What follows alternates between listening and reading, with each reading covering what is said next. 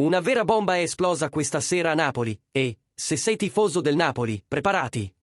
Perché quello che sta accadendo dietro le quinte potrebbe cambiare completamente il destino del nostro club. Siamo tornati con un altro aggiornamento bollente. Di quelli che fanno battere il cuore e tenere gli occhi incollati allo schermo. Come sempre, il nostro impegno è portarti le notizie più fresche e rilevanti.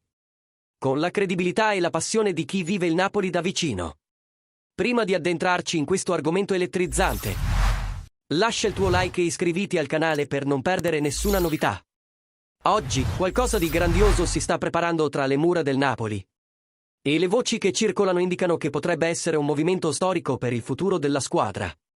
Secondo le ultime indiscrezioni, Giovanni Manna, direttore sportivo del Napoli, ha avviato i contatti per valutare la possibilità di riportare Adrien Rabiot in Serie A.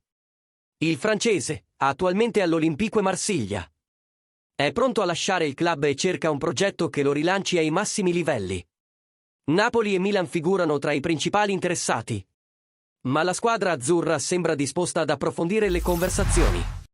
Manna, che conosce bene il giocatore e il suo entourage guidato dalla madre, che cura le trattative, avrebbe già effettuato ricerche e sondaggi per capire le condizioni dell'operazione. Rabiot, centrocampista versatile, con grande fisicità e intelligenza tattica.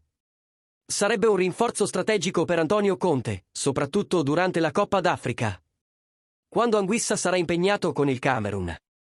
La decisione finale potrebbe richiedere qualche giorno, ma l'interesse del Napoli è reale e potrebbe trasformarsi in una proposta concreta. E ora, tifoso del Napoli, vogliamo sentire la tua opinione. Rabiot sarebbe il nome giusto per rinforzare il nostro centrocampo e coprire l'assenza di Anguissa? Scrivilo qui sotto nei commenti e, se ti è piaciuto questo aggiornamento, sostieni il nostro lavoro con un super thanks per continuare a portarti le notizie più calde sul nostro amato club.